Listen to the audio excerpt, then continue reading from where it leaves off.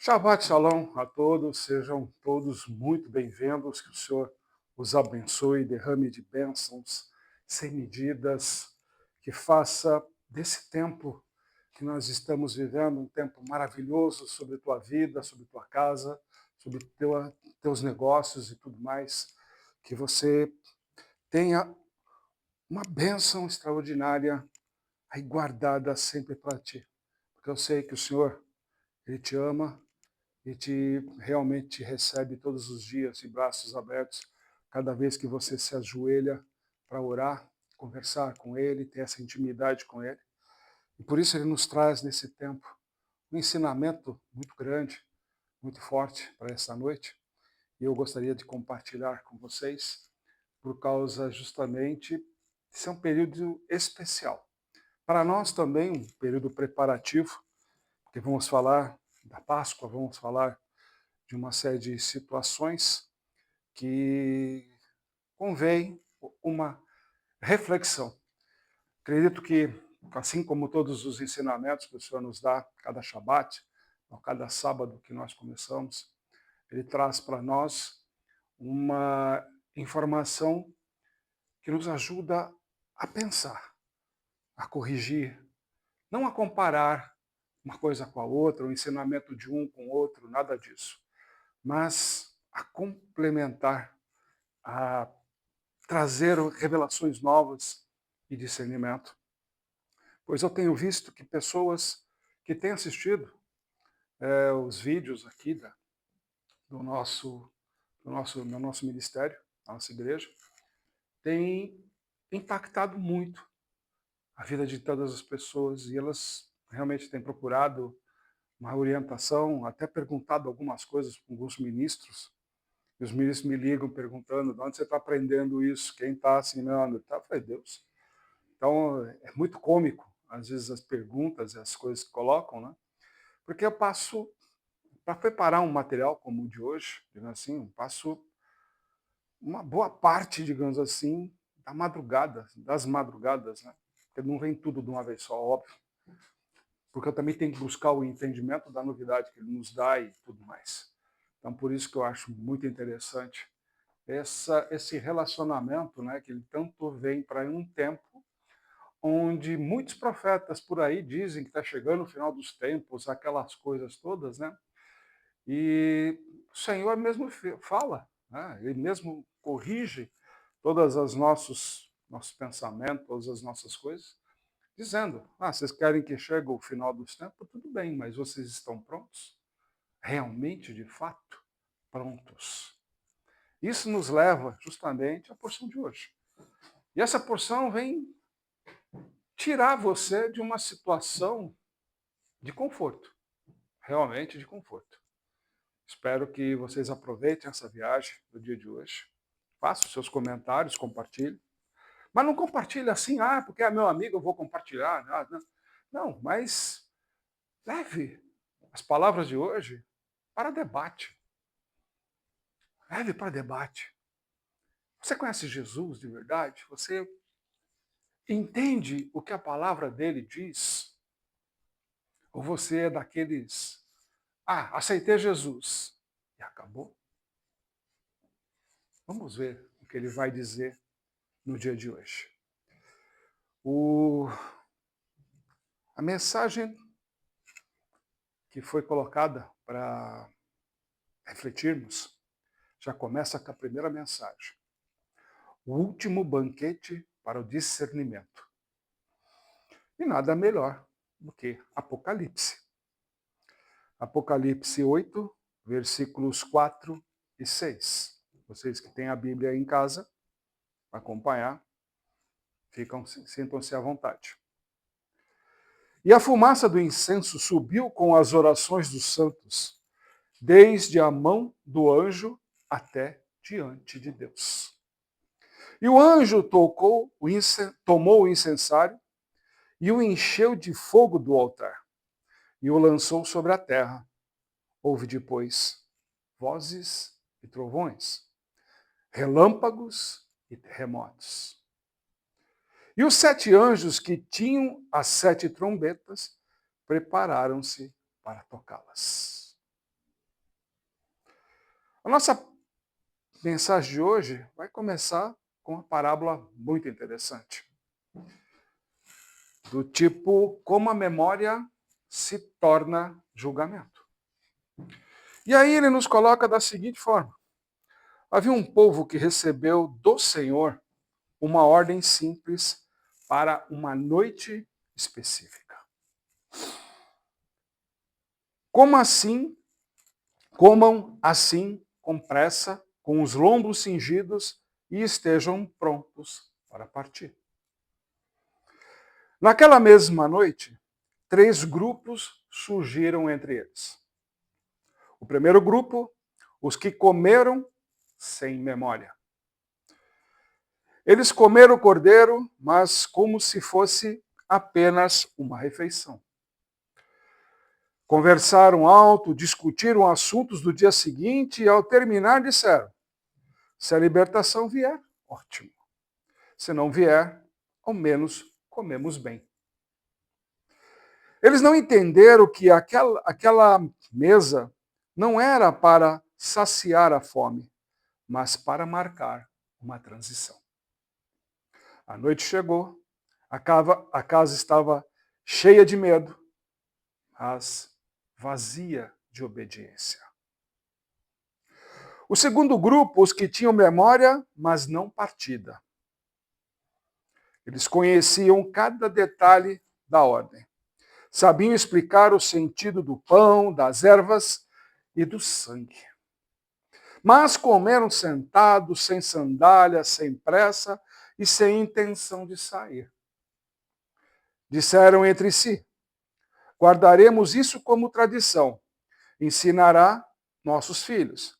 Mas naquela noite, memória sem movimento se tornou estagnação.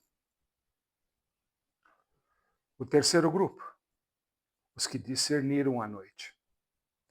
Eles comeram em silêncio, de pé, com o pão simples e o gosto amargo das ervas ainda na boca.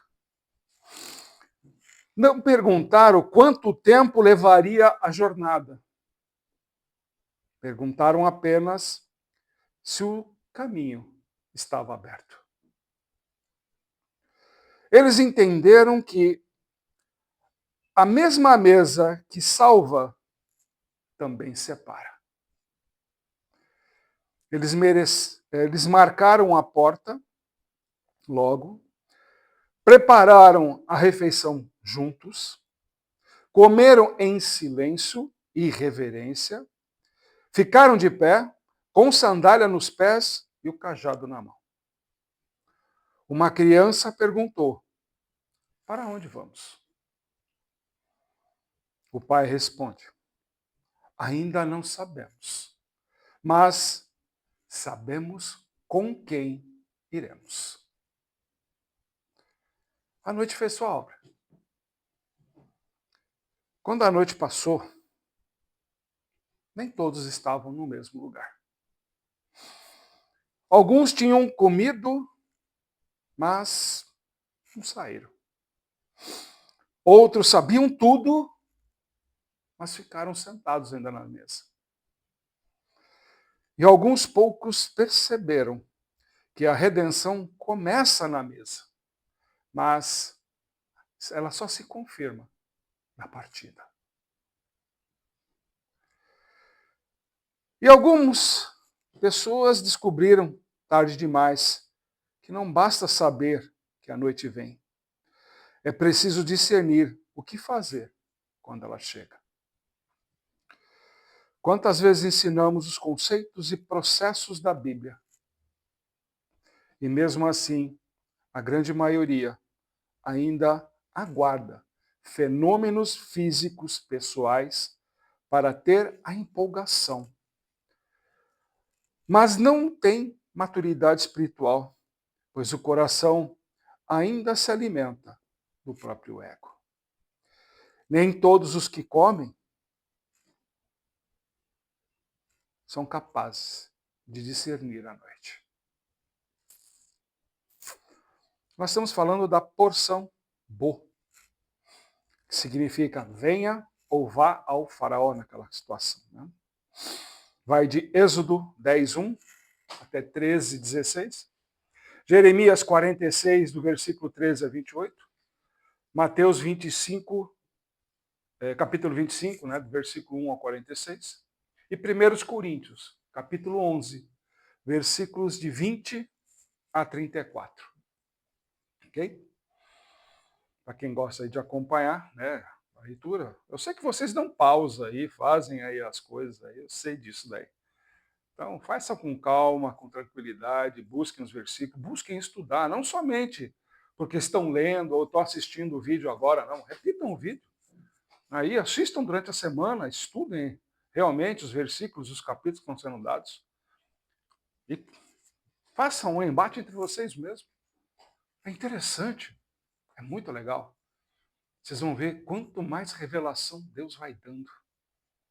Além daquilo que será apresentado hoje para vocês. Eu acho que acredito que já essa parábola já dá uma base muito forte, né, para vocês pensarem.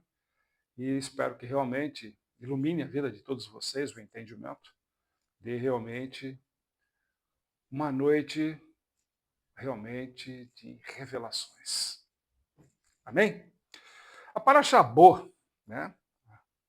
As palavras do Senhor Jesus lá em Mateus 25, o juízo anunciado em Jeremias, que vocês vão ler, e a advertência do apóstolo Paulo lá na carta de Coríntios, nós estamos falando desta mesma noite, ou seja, a noite da Páscoa. E vocês vão ver uma revelação fantástica que Deus nos dá e nos faz compartilhar com muito ardor no coração, com muita emoção de verdade, porque quando você começa a caminhar, a trilhar o caminho com Deus, ainda mais algumas experiências que nós passamos essa semana, de visitas que nós fizemos, conversas que foram tidas com pessoas até de outros estados e tudo mais, por telefone, pelo WhatsApp, né, melhor dizendo, e tudo mais, foram assim, eu não digo especiais, porque todo o movimento de Deus é especial. Então não adianta cada vez eu falar, foi fenomenal, houve ação sobrenatural, houve impactantes e aquela coisa toda. Ficar aqui eu seria redundante com vocês. Mas nos traz a confirmação das revelações de Deus. Para justamente mencionar no dia de hoje isso. Então hoje nós vamos falar de uma noite em que a luz e trevas coexistem.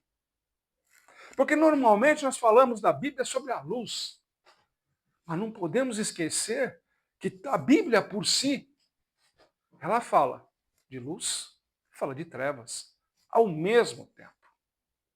Se nós não decidirmos o caminho da luz, certamente andaremos nas trevas.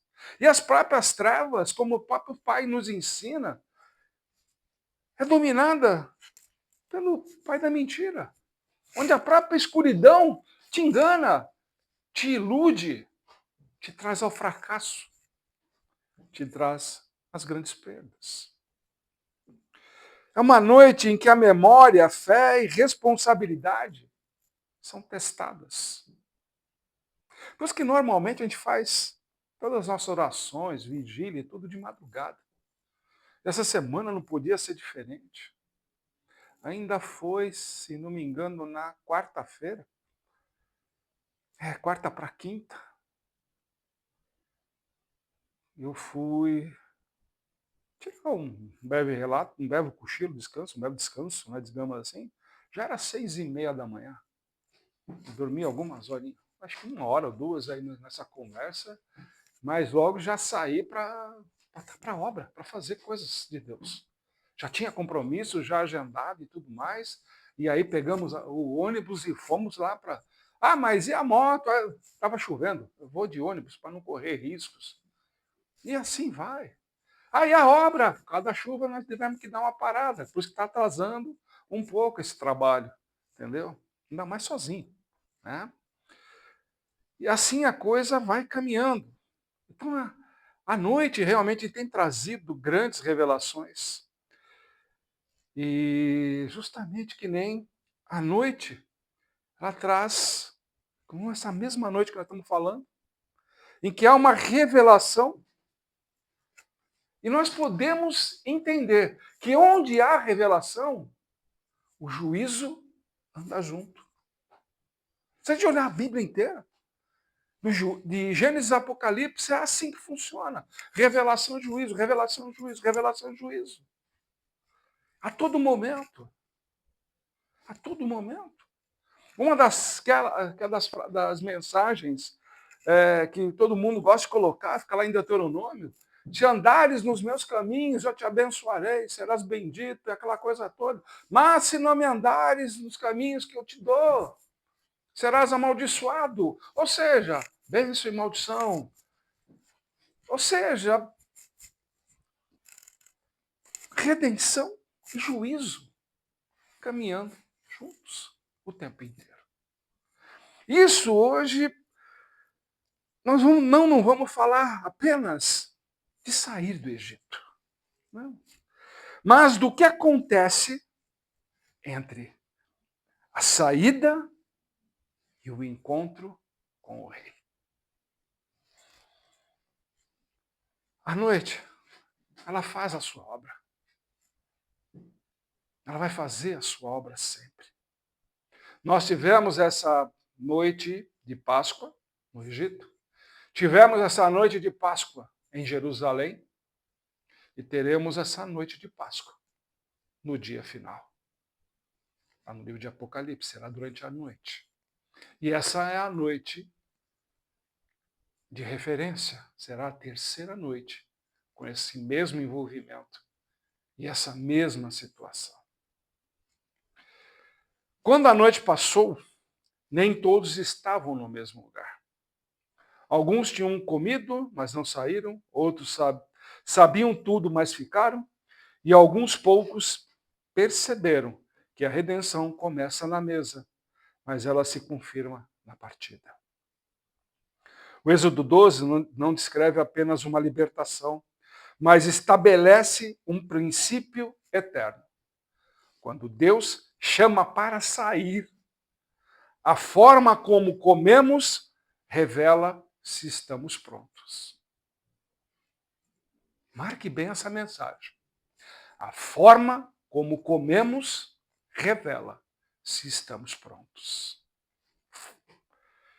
Jeremias nos mostra o que acontece com os que confiam na força do Egito. Jesus, em Mateus 25, revela que haverá outra noite, outro julgamento. E Paulo nos adverte que até a mesa do Senhor pode se tornar juízo, se não discernirmos o momento. Calma, não precisa correr lá, esfolhar sua Bíblia aí para chegar lá, para ler antes da palavra aqui, porque presta atenção agora. Depois você vai dando pausa, faz o que você quiser aí, para você entender melhor. Mas agora, fica comigo. Deixa Deus te abençoar com tua inteligência, com a tua capacidade de discernimento. Deixa Deus agora operar em você nesse momento. Acompanha o que Ele preparou para você nessa noite. Amém? Vamos lá. A Parashabô, né, é a luz que exige uma decisão. Isso é fato. Porque Moisés recebe a ordem de Deus, vá ao faraó. Ou venha ao faraó. Algumas traduções tem por aí. Eu prefiro essa segunda. Venha ao faraó. Porque ele mesmo fala, eu já fiz do faraó e todos aqueles que o servem, já é praticamente de tolos. Já endureceu o coração deles, como eles queriam e tudo mais. Eu simplesmente fiz o que eles queriam. Endureci o coração de todos eles e fiz o seguinte, quem é o puxa-saco lá do faraó, também está dentro. Está no mesmo balaio. E nós temos visto isso aí muito nos dias de hoje. A gente vai conversar isso durante toda a explanação de hoje. Nós sabemos que nessa noite que nós estamos falando, é a noite onde vai ser sacrificado o cordeiro, vai ser colocado na verga das portas, né, e tudo mais. Eles vão ter que comer vestidos, né, calçados, com o seu cajado na mão, prontos para partir, vão comer com a rapidez as ervas amargas e tudo mais, o doce e tudo.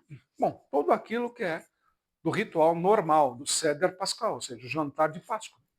Ok? Eles vão fazer esse tipo de coisa nessa noite. E é uma única noite. Por quê? A praga das trevas, ou seja, a escuridão, de fato, vai entrar nesse momento. Ela vai agir nesse momento. Está na palavra que o texto nos coloca. Ok?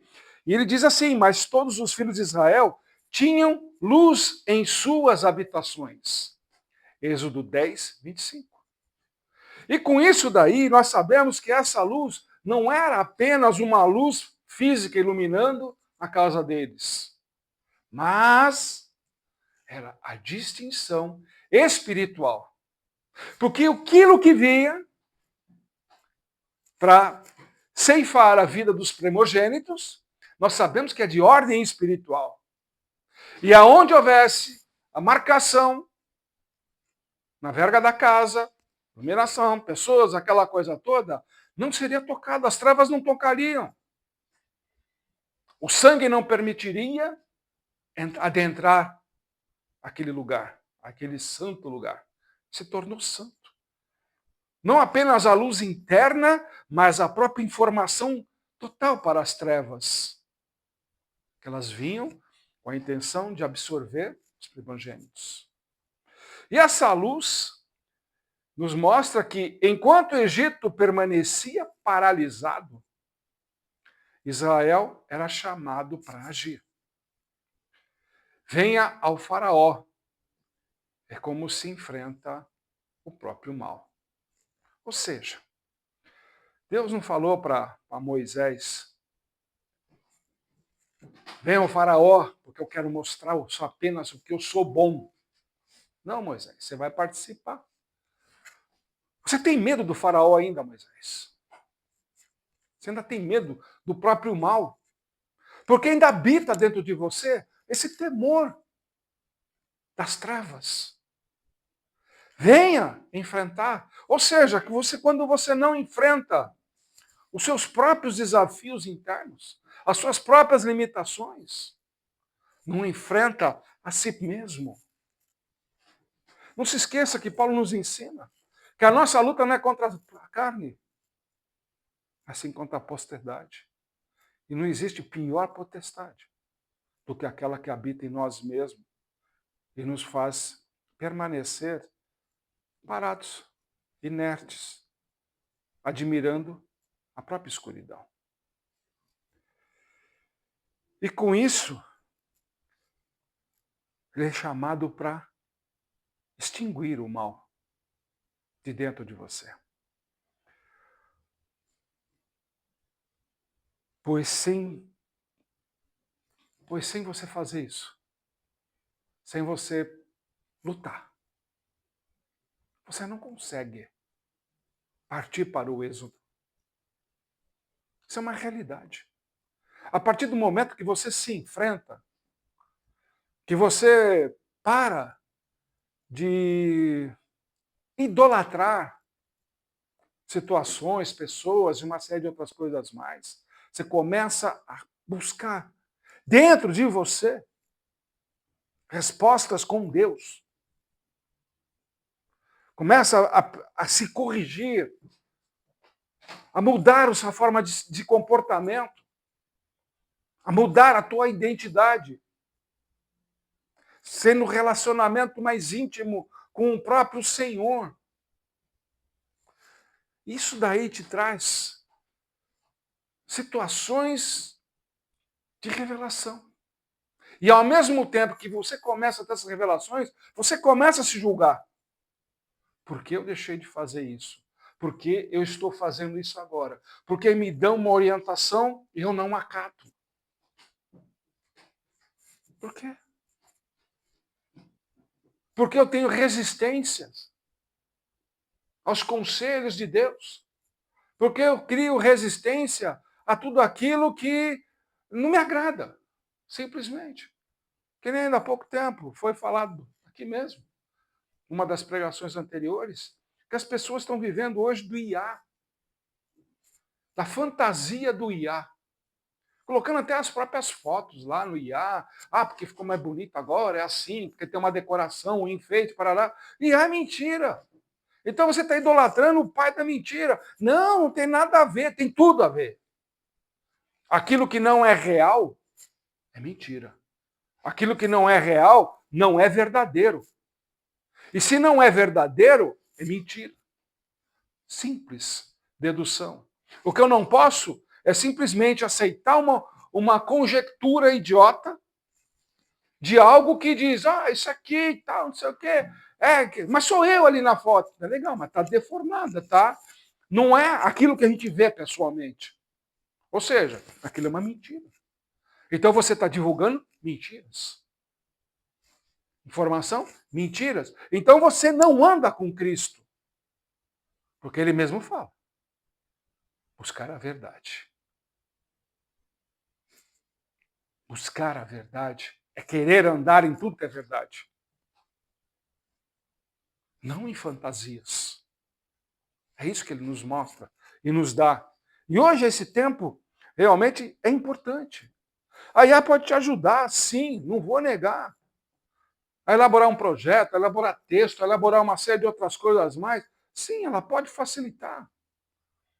Alguns desenhos, algumas fotos aí ilustrativas e tudo mais, para criar uma atmosfera, enfim, lúdica.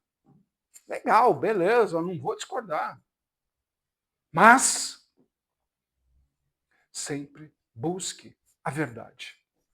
Mesmo a IA erra. Mesmo a IA erra. E erra feio. Erra muito feio. Ela não está 100% preparada para assumir o que ela está sendo desenhada, digamos assim. Está muito longe disso. Mas engana bem. Tem enganado bem. E é isso que a gente começa a comparar os textos e começa a falar. O que é isso? Senão o próprio faraó e seus assessores. A IA é um assessor de faraó, que é para te levar sempre na dependência do mundo. Isso daí é fato. Então nós temos que fazer o entendimento que, por exemplo, na 10ª praga que nós estamos falando hoje, o sangue do cordeiro nos umbrais não era um símbolo mágico. Aí hoje é um símbolo mágico para muita gente. Mas aquele sangue era um ato de obediência. Era um ato de obediência. Coloque o sangue na verga. Sim, Senhor. E o nosso maior sangue da nossa verga foi colocado na cruz. É a nossa porta de entrada. Como já foi dito aqui, a porta é estreita. A porta é isso aqui. A porta é estreita. Você quer mais explicação do que isso? Colocar de sangue na verga. Para que você adentre a luz. Quem cria em tudo isso, quem crê de verdade, marca a porta. Quem não crê, vai permanecer exposto. A redenção começa quando a fé se torna visível em obediência. É fato. Por isso que o próprio Cristo fala, quem vê a mim, vê ao Pai. E quando eu te vejo, eu vou ver Cristo? Muitos dizem que eu falo praticamente como ele. Eu falei, não falo como ele. É ele falando para vocês. Se vocês olharem a Bíblia, não é aquele Cristo romântico lá, apaziguador, uma série de coisas, mas não. Ele fala para te corrigir, porque ele te ama. Porque ele quer você transformando. Te dando as oportunidades de você mudar tudo. Fazer a diferença. E o Senhor ordena, este dia vos será por memorial. Êxodo 12, 14. A saída do Egito não deveria ser apenas lembrada, mas vivida continuamente. Isso é fato. Até hoje, nós temos que viver isso daí. O problema não é comer indignamente, é comer e não deixar o alimento chegar ao coração. Aqui começa a ficar mais forte essa informação. Eu vou esperar chegar no Mateus para fechar a ideia. Deixa eu colocar o que Deus colocou lá de Jeremias 46. Jeremias anuncia a queda do Egito séculos depois do Êxodo. O mesmo Egito que foi palco da redenção, agora é o palco do juízo. Porque vejo o terror por toda parte, lá em Jeremias 46:5. O Egito confiava em cavalos, carros, poder militar, político. Mas o texto afirma: o Senhor dos Exércitos tem um dia de vingança. No entanto, o trecho termina com um consolo a Israel. Não temas, o servo meu, Jacó. Eu te salvarei de longe. Jeremias 46, 27. Deus julga sistemas opressores, mas preserva os que confiam nele. A redenção não é licença para arrogância, mas convite à fidelidade. Se nós olharmos com carinho Jeremias 46, podemos aí rememorar em pouco tempo, poucos anos aí, o que era o nosso país, o Brasil, como ele se transformou nesses últimos 3 anos, na decadência total que ele se tornou, numa máquina de mentiras, né? Que hoje a mentira vale mais do que a verdade. Ainda mais quando nós temos a justiça apoiando a mentira, dando voz à mentira. E a gente começa a analisar todo esse texto que ele nos coloca. Vivemos num sistema que nos leva à escravidão. Você já parou para pensar que nós vivemos igualzinho ao Egito? Você tem que levantar cedo para ir trabalhar, pegar sua condução, rala o dia inteiro, aquela coisa, volta para casa cansado, às vezes não dá tempo nem de ir para uma escola para fazer um curso, alguma coisa, ainda mais agora com uma declaração que pobre não tem que estudar, pobre só tem que trabalhar. Não é uma frase minha, mas infelizmente virou a moda nessa semana, virou os memes, né, que o pessoal fala essa semana. Então você começa a olhar coisas que você fala assim, como isso é possível nos parecermos tanto com o Egito? E nós no regime de escravidão, servindo aos senhores que comandam o Egito. Como a gente lembra no tempo da escravidão do Egito, colocavam pessoas do povo mesmo, de Israel, para chicotear o povo israelita. E o que nós podemos entender disso é que nós elegemos pessoas para nos escravizar, para nos dizer o que nós devemos fazer. Se vai trabalhar 50, 60, 70 horas por semana, se não vai ter direito como se diz, a benefícios e tudo mais. Quem é que faz isso? A própria pessoa que sai do povo através da chamada eleição, né? as caixinhas mágicas que o pessoal fala, né? Não entro aqui nesse mérito, porque não compete a mim, mas falam, né, por aí. Então a gente começa a analisar, ou seja, nós vivemos no Egito. Nós sustentamos um Egito, mas ainda não acordamos para o êxodo. O que nós precisamos de êxodo?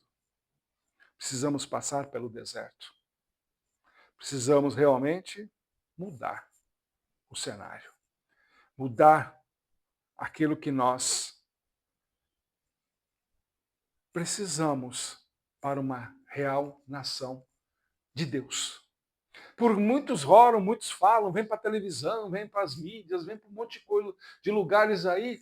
Não, bendita é a nação cujo Deus é o Senhor e tudo mais. Mas nós não entregamos o Brasil para Deus, nós entregamos as nações para Deus.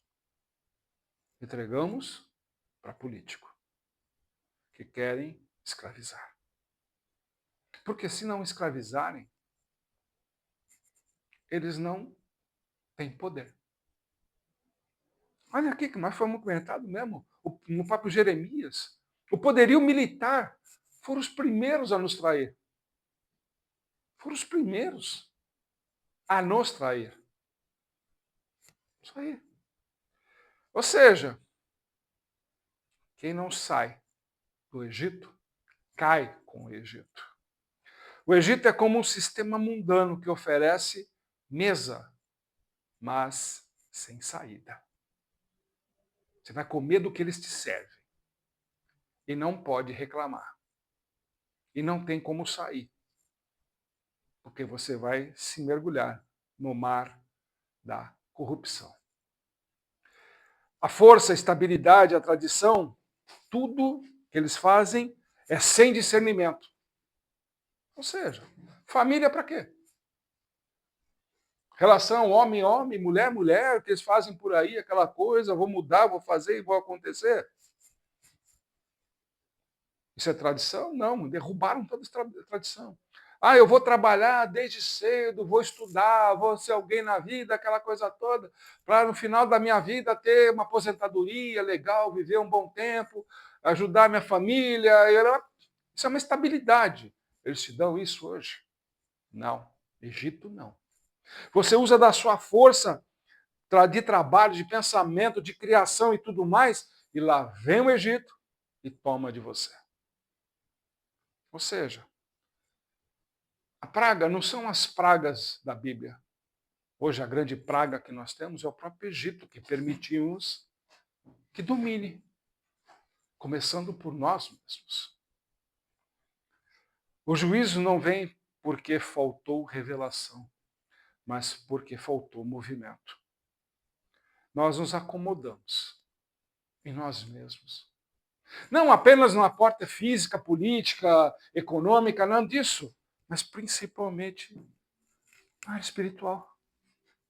Ah, eu vou lá na igreja uma vez por semana e está tudo certo. E fica por isso mesmo. O que nós temos que entender é que o Egito não caiu por ignorância, mas permanecer do jeito que ele quis, da forma que ele quis, quando realmente o tempo era para sair. Deus sempre nos convida para sair. Não para ficar da mesma forma. Nós temos que sair do lugar comum, de fato. Se a gente não sai do lugar comum, não vigia nós mesmos, o que somos? Senão o próprio Egito. Lá em Mateus 25, ele vai trazer 3 cenas para nós. As 10 virgens, os talentos e o juízo das nações. Ok?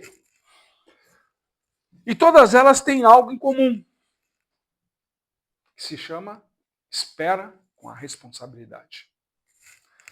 As virgens imprudentes tinham as lâmpadas. Todo mundo sabe disso. Mas não tinha azeite. Os servos maus tinham os talentos, mas não tinham fidelidade. As nações conheciam o necessitado, mas não agiram. Estive com fome e não me deste comer. E aí a gente conecta isso com a porção boa. A gente começa a olhar e fala assim, Israel saiu do Egito para servir a Deus. E aí já a igreja aguarda a volta do Messias para servir ao próximo. Bem diferente. Não basta ter a marca do Cordeiro, é preciso viver como povo redimido. E aí a gente começa a analisar os próprios ensinamentos do Senhor. Quem vai sentar à direita, quem vai sentar à esquerda, as lâmpadas com e sem azeite, os servos com e sem fidelidade, o banquete de bodas, versus uma exclusão. Não será a mesa que nos colocará à direita ou à esquerda do Senhor. Não é. Mas, se aquilo que recebemos gerou caminho. Se a gente pegar Coríntios, lá no apóstolo Paulo, a mesa é colocada justamente da Santa Ceia, onde ele dá as diretrizes de como proceder. Ela se torna juízo. E o Apolo confronta com a tradição chocante que nós temos. Quando vos reunis, não é para comer a ceia do Senhor. 1 Coríntios 11, 20. Ou seja, quando nós nos reunimos e tudo mais, que nem a gente vê muito movimento da igreja, aquela coisa toda, hoje é o dia da ceia, hoje é o dia da ceia, aquela coisa toda, propaganda e tudo mais. Nós, quando nos reunimos aqui, todo Shabat, tem Santa Ceia. É uma tradição nossa. Na hora que voltarmos o culto de sábado, ainda estou pegando uma direção com o Senhor, se Ele autoriza também de sábado ocorrer a Santa Ceia. Porque eu sempre tenho, eu vou me encontrar com Cristo. Eu estou compartilhando sempre Ele. Isso é só de discernimento. Só isso. Então eles celebravam a morte do Senhor enquanto desprezavam os irmãos pobres. É isso que Paulo vem e começa a bater na porta da gente. E a gente não abre essa porta. Todo mundo quer sentar na mesa lá, quer cear, quer fazer a Santa Ceia, aquela coisa toda, mas esquece quem está lá fora. Esquece aquele que não conhece Cristo. Que nem eu mesmo presenciei, já relatei aqui para vocês, que eu estava numa igreja, grande igreja, inclusive, num domingo e tudo mais, teve a Santa Ceia, participei, aquela coisa toda. Só que me chamou a atenção, era um movimento, eu olhei pela janela, eu perguntei, pastor, que bagunça é aquela? Um querendo se degladiar, aquele negócio para sair com os carros, aquele negócio todo, todo mundo com pressa. Eu falei assim, mas para que isso? Acabaram de fazer uma Santa Ceia. Eles não se toleram. É a realidade hoje da igreja. Não querem se confraternizar de verdade, como irmãos. Tem gente que entra na igreja hoje e não cumprimenta nem quem está do lado. Entra muito, sai calado, só diz amém e fim de papo, vai embora. Eu quero a minha bênção e vai embora. Não vai atrás. O apóstolo Paulo nos conecta ceia e o êxodo. A Páscoa nos lembra a libertação. O Pêssar, a liberdade. A ceia do Senhor nos coloca dentro da redenção.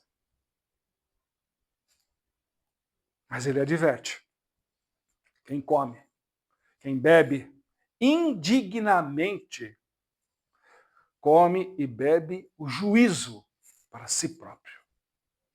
Lá em 1 Coríntios 11, 29.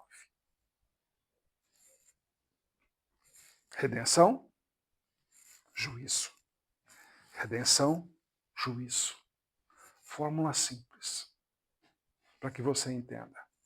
A mesa da redenção se torna tribunal quando não há discernimento do corpo. Assim como no Egito, a mesma noite que trouxe salvação, trouxe juízo. O pão está quebrado. Cristo parte o pão. Simples, sem excesso. Ele não chama para saciar os olhos, muito menos seu estômago, mas para ser assimilado, internalizado dentro de você. Isso nos comunica silenciosamente o que não nasce, o que não desce ao coração, não gera direção. Esse é um grande problema que nós temos. E a aliança está disponível, mas ela não é automática, como muitos pregam por aí. Aceite Jesus e você está salvo. Mentira! Tem que ter discernimento. Tem que ser discernimento. Muitos pegam só aquilo que lhe interessa na palavra. Não é assim que funciona. É ilusão. Mentira. Ou seja, não vem de Cristo. A promessa que Ele nos dá nesse pedaço de pão, nesse cálice, é justamente o nosso próprio exame do que somos, do que temos feito, do que temos realizado, do que estamos colocando como disponibilidade. O governo de Deus está acessível, mas só será exercido por quem decidir sair do seu lugar comum. E aí eu deixo 3 perguntas para vocês aí debaterem. O que significa comer com discernimento? Por que alguns saem e outros permanecem? O que o rei espera encontrar quando voltar? São perguntas que o senhor apontou, e eu também observei isso, dentro das próprias igrejas. Elas não sabem responder. Entre a porta marcada e o trono do julgamento, a porção de hoje boa nos ensina a sair. Mateus 25 nos ensina a permanecer fiéis enquanto esperamos. Jeremias nos lembra que impérios caem, mas o propósito de Deus permanece. Paulo nos alerta que memória sem prática se torna condenação. A luz que há em nossa casa nos move à obediência ou apenas ao conforto? Bem-aventurados os servos que o Senhor, quando vier, encontrar. Se nós olharmos no livro de Apocalipse, há pragas. Apocalipse 8, 16, capítulos 8 a 16. Há separação entre os marcados e os não marcados? Sim. 7, 13. Há uma mesa? Sim. 19, 9. Há um juízo começa pela casa? Sim. Apocalipse capítulo 2 e 3 e capítulo 11, versículo 1. Não estamos no fim da história, mas estamos no tempo do discernimento, onde comer, como igreja, esperar e agir, define para onde iremos. O último banquete para o discernimento não é a mesa que define o lado, mas sim a digestão. Porque o coração é um lugar de discernimento. Porque lembra que lá em Mateus o próprio Senhor mesmo diz, Mateus 15, 11 e 12, não é o que entra pela boca, mas o que sai dela. Se nós olharmos, Êxodo 12, comer não é ritual, é preparação para mover-se. 1 Coríntios 11, comer sem discernir adoece o corpo. Mateus 25, não é o que se ouviu, mas é o que foi praticado. Jeremias 46, o Egito caiu porque confiou fora do coração. Apocalipse, de outra forma, virei contra ti. Mateus 25, parábola das ovelhas e bodes. Na Escritura, o coração não é emoção, é centro decisório. A comida que não chega ao coração não gera direção. Nem todo alimento gera caminho. Só o que alcança o coração nos coloca à direita. O que comemos revela se estamos prontos para sair. O centro não é a mesa, nunca foi, mas o coração. Comer é diferente de absorver. Revelação é diferente de transformação. Convite é diferente de resposta.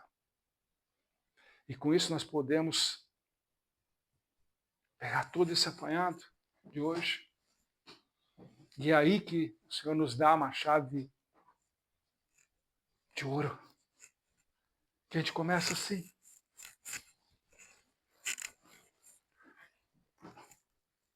Não digo que só aqui está certo. Porque também seria uma grande mentira. Há lugares, muitos lugares, que eu frequento, com gosto, gosto de ouvir a palavra, gosto de ouvir a direção, gosto de ouvir o entendimento, gosto de entender a visão que me é dada, a oportunidade que dão realmente de eu participar de algumas igrejas aí. Realmente eu fico agradecido demais a cada irmão aí que me chama, às vezes para pregar tal, e tudo mais, para orar, simplesmente orar. Então isso aí tudo nos toca. E a gente começa a pensar da seguinte forma: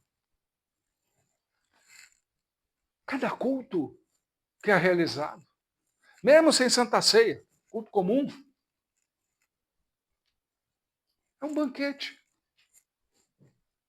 É um grande banquete. A palavra de Deus é o pão da vida. Precisa mais. Precisa de mais disso. Então, ou seja, cada vez que vamos à igreja, nós estamos nos alimentando. Mas o que nós estamos alimentando? Nossa barriga? Por acaso? Tudo aquilo que o pastor, o ministro lá em cima está falando, o que é? Vai para a latrina, por acaso? Como o próprio Senhor mesmo coloca? Ou você vai sair e fazer aquilo que o Senhor colocou para todos nós. Não foi só para os apóstolos, não. Para nós. Ide e pregar o evangelho. Você simplesmente absorve aquela informação para você. Ah, não, agora eu sou sábio, eu conheço a palavra, já recebi uma direção, agora eu tenho a minha opinião em cima disso. E às vezes eu vejo algumas pessoas que querem debater, às vezes algumas coisas, eu falo, mas você entendeu?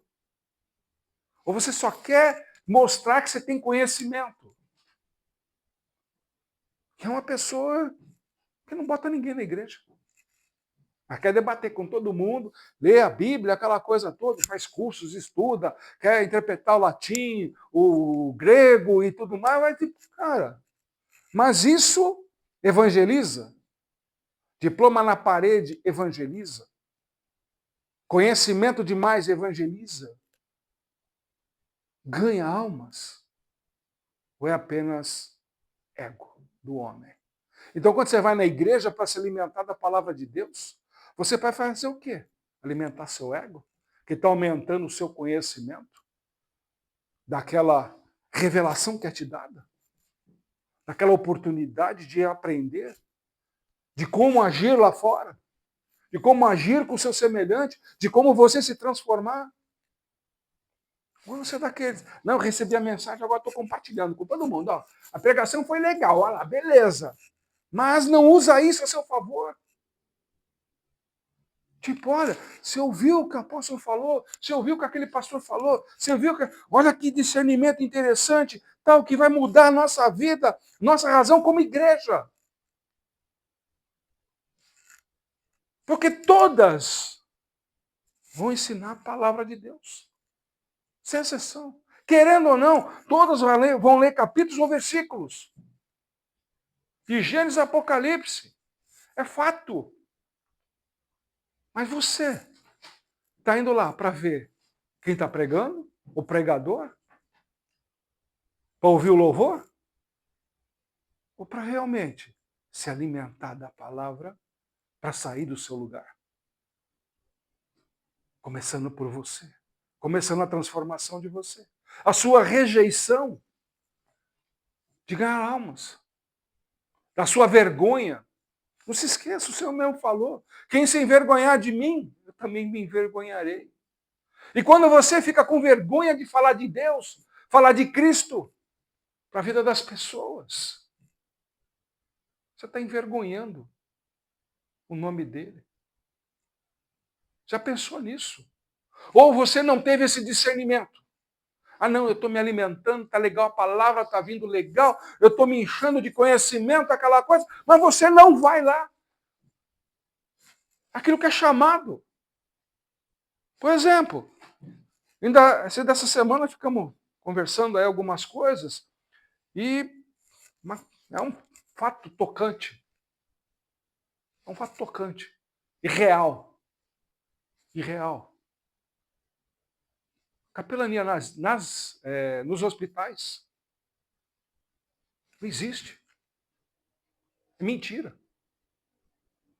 Tem hospital que fala assim, tá lá, tá disponível lá. Aí você liga lá no ramal lá, vem orar por mim. Aí vai um cara lá, fica lá, faz oração, aquele negócio com uma vontade, pessoal.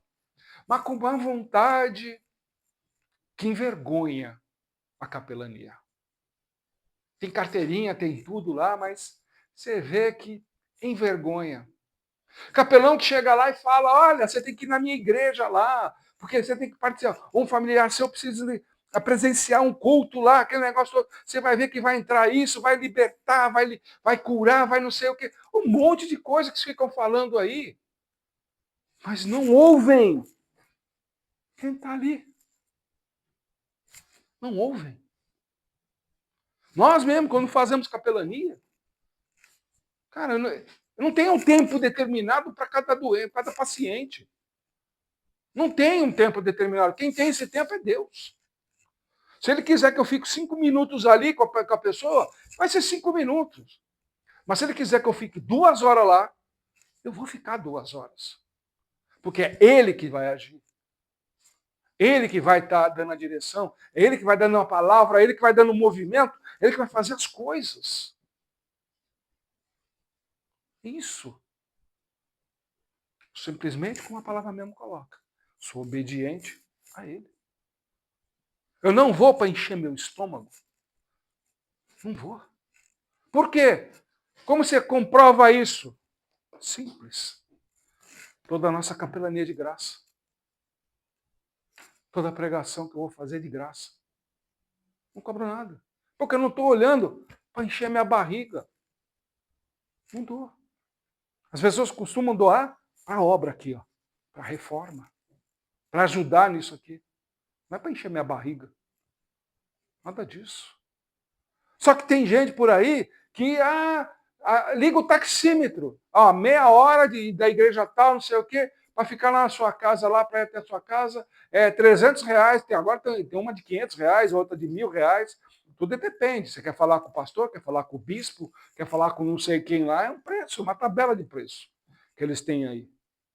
Para quê? Encher barriga.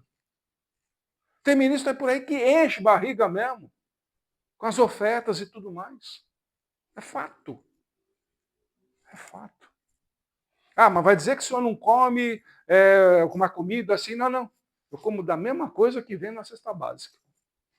A mesma cesta básica que eu compartilho com todo mundo. Vocês, agradeço muito aí a todos vocês que nos ajudam, colaboram e tudo mais. Quanto mais tiver, melhor e tudo. Pô, não temos como agradecer. Como a gente falou, num lugar pequenininho como esse aqui, alimentar 200 famílias, não dá, né? Porque tem lugar aí que tem 5.000 pessoas aí e não consegue entregar direito 1.000 cesta básica, com 5.000 membros, até mais, até se for analisar. Então, se a gente começa a analisar, a palavra de hoje diz, ide e pregar o evangelho. A mesa que você senta para comer não é para encher teus olhos, não é para ir coisa, é para se movimentar, é para você sair. Como o povo saiu para o Êxodo. O próprio Senhor mesmo diz que ele ceava. E depois ia fazer o quê? Obra. Que é a última parte, como ele mesmo faz. As últimas partes, os últimos capítulos dos evangelhos. Se a gente analisar passo a passo, Tomé precisou tocar para crer. No meio da onde? De uma ceia. No meio de uma ceia. Para você ter uma ideia. O que você está fazendo, Pedro? Deu peixe essa noite? Não, não deu nada. Lança lá direito. Lá vem 153 peixes. E quando eles saem para a margem, o que eles estavam fazendo? Foram comer peixe. Foram ceiar com o Senhor. E quantas vezes, então, você precisa entender que logo depois a mensagem é clara. Ide e pregai. Ou seja, depois que eu passo a palavra, depois que eu dou o ensinamento, depois que tudo isso daqui, que o Senhor mesmo coloca todos os dias para todos nós, nos alimenta, as mensagens diárias, aquela coisa toda, é para quê? Para agradar o teu ego ou para te transformar de uma forma sobrenatural? Como você tem ingerido a palavra de Deus na tua vida, no teu ministério, na tua igreja? Como você tem ceiado com o Senhor em cada culto que você frequenta? Quais são as suas transformações? Quais são os seus discernimentos? O próprio Senhor mesmo uma vez alertou se seríamos capazes de julgar a nós mesmos como nós julgamos o nosso próximo. A questão dessa noite é essa. És capaz de julgar a si próprio com todo o ensinamento, com tanto tempo de ministério que você já tem frequentado, a igreja que você tem frequentado, não importa se 40, 50, 10, 5, não importa. Mas o que ela tem te transformado, o que ela tenha colaborado para que você mude. Ou você é mais um que senta, assiste, amém, glória a Deus, o Senhor é maravilhoso. Compartilha o vídeo, compartilha as mensagens, mas não muda.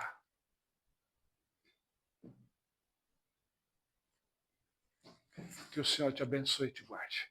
E faça resplandecer o Senhor o seu rosto sobre ti e te agracie.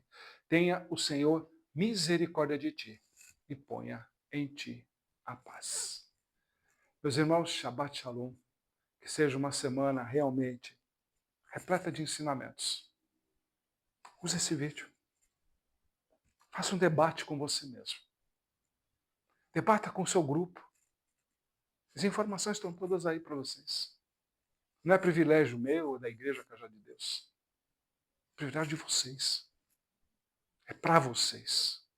Que o Senhor os ama tanto. Que Ele deixa essa mensagem. Reflita. Pense.